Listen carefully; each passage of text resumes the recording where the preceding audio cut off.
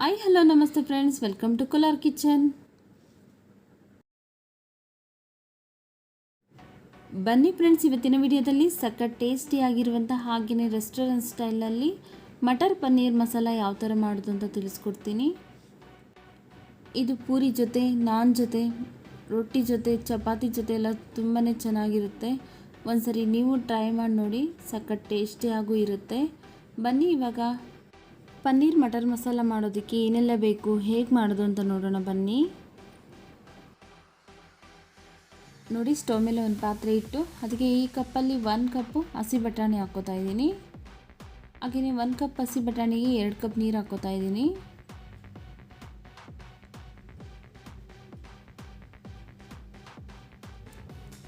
ಇವಾಗ ಒಂದು ಪ್ಲೇಟ್ ಮುಚ್ಚಿ ಬಟಾಣಿ ಎಲ್ಲ ಚೆನ್ನಾಗಿ ಬೇಯೋವರೆಗೂ ಬೇಯಿಸ್ಕೋಬೇಕು.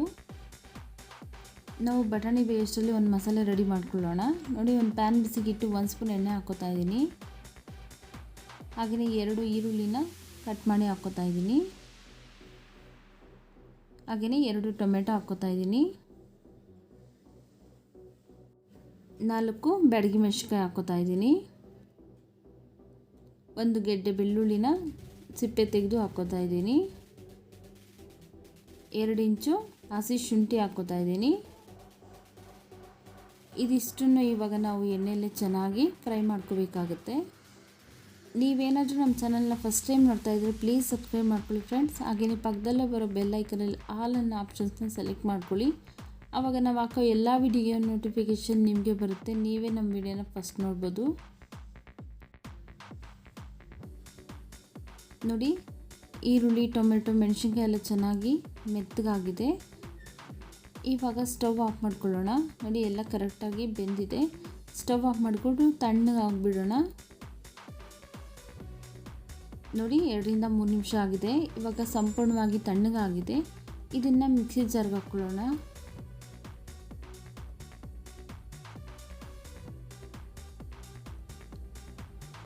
ನೋಡಿ, ಮಿಕ್ಸಿ ಜಾರ್ಗೆ ಹಾಕ್ಕೊಂಡಾಗಿದೆ. ಇವಾಗ ಇದಕ್ಕೆ ಒಂದು ಸ್ವಲ್ಪ ನೀರು ಹಾಕ್ಕೊಂಡು ನುಣ್ಣಗೆ ಪೇಸ್ಟ್ ಮಾಡಿ ಇಟ್ಕೊತೀನಿ.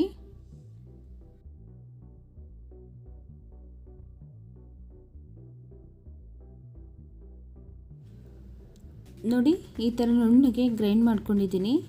ಇವಾಗ ಇದು ರೆಡಿ ಆಗಿದೆ. ಇದನ್ನು ಪಕ್ಕಕ್ಕೆ ಇಟ್ಕೊಳ್ಳೋಣ. 4 ನಿಮಿಷ ಆಗಿದೆ. ನೋಡಿ, ಬಟಾಣಿ ಎಲ್ಲ ಕರೆಕ್ಟಾಗಿ ಬೆಂದಿದೆ. ಇವಾಗ ಈ ಸ್ಟವ್ ಆಫ್ ಮಾಡ್ಕೊಳ್ಳೋಣ.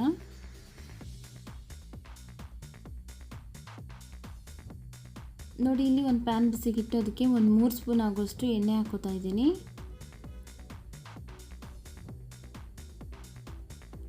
ಎಣ್ಣೆ ಬಿಸಿ ಆದಮೇಲೆ ಒಂದು ಅರ್ಧ ಸ್ಪೂನ್ ಸೋಂಪು ಹಾಕ್ಕೋತಾ ಇದ್ದೀನಿ.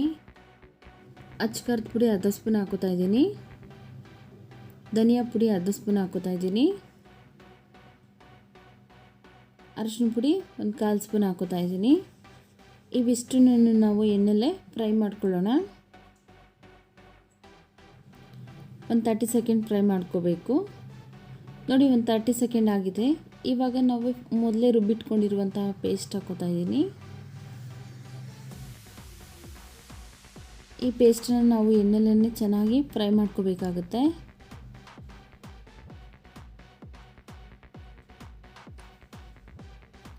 ಒಂದು 2 ನಿಮಿಷಗಳ ಕಾಲ ಚೆನ್ನಾಗಿ ಫ್ರೈ ಮಾಡ್ಕೊಳ್ಳೋಣ.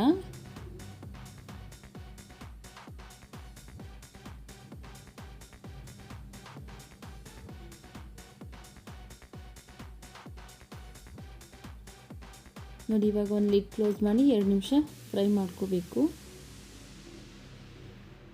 ನೋಡಿ, ಇವಾಗ ಒಂದು 2 ನಿಮಿಷ ಆಗಿದೆ. ನೋಡಿ, ಎಣ್ಣೆ ಎಲ್ಲ ಬಿಟ್ಕೊಳ್ತಾ ಬಂದಿದೆ. ಇವಾಗ ಒಂದು ಸರಿ ಮಿಕ್ಸ್ ಮಾಡ್ಕೊಳ್ಳೋಣ.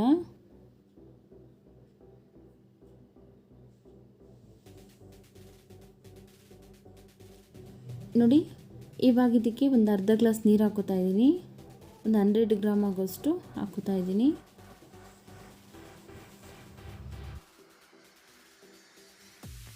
ನೋಡಿ, ಚೆನ್ನಾಗಿ ಮಿಕ್ಸ್ ಮಾಡಬೇಕು. ಇವಾಗ ಇದಕ್ಕೆ ಬೇಯಿಸ್ಕೊಂಡಿರುವಂತಹ ಬಟಾಣಿ ಹಾಕೋತಾ ಇದ್ದೀನಿ. ಹಾಗೆಯೇ 200 ಗ್ರಾಮ್ ಕ್ಯೂಬ್ಸ್ ಆಗಿ ಕಟ್ ಮಾಡಿರುವಂತಹ ಪನ್ನೀರ್ ಹಾಕೋತಾ ಇದ್ದೀನಿ. ಇವಿಷ್ಟನ್ನು ಒಂದ್ಸರಿ ಇವಾಗ ಚೆನ್ನಾಗಿ ಮಿಕ್ಸ್ ಮಾಡ್ಕೊಳ್ಳೋಣ.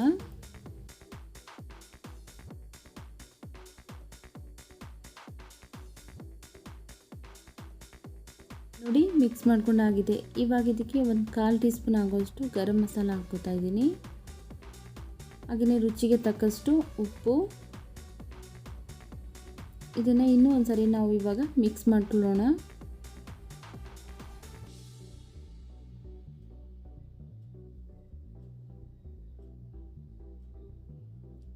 ಇವಾಗ ಒಂದು ಲಿಡ್ ಕ್ಲೋಸ್ ಮಾಡಿ ಒಂದು 3 ರಿಂದ 4 ನಿಮಿಷ ಬೇಯಿಸಬೇಕಾಗುತ್ತೆ. ನೋಡಿ ಒಂದು 3 ರಿಂದ 4 ನಿಮಿಷ ಆಗಿದೆ. ಇವಾಗ ಒಂದು ಸರಿ ಮಿಕ್ಸ್ ಮಾಡ್ಕೊಳ್ಳೋಣ. ನೋಡಿ ಗ್ರೇವಿ ನಿಮ್ಗೆ ಯಾವ ಕನ್ಸಿಸ್ಟೆನ್ಸಿಲಿ ಬೇಕೋ ಆ ಕನ್ಸಿಸ್ಟೆನ್ಸಿಲಿ ಮಾಡ್ಕೊಳ್ಳಿ. ಇನ್ನು ತೆಳು ಬೇಕು ಅನ್ಸರಿ ನೀವು ಇನ್ನು ಸ್ವಲ್ಪ ನೀರು ಹಾಕ್ಕೋಬೋದು. ಇವಾಗ ಇದು ರೆಡಿ ಆಗಿದೆ. ಲಾಸ್ಟಲ್ಲಿ ಕೊತ್ತಂಬರಿ ಸೊಪ್ಪು ಹಾಕೋತಾ ಇದ್ದೀನಿ.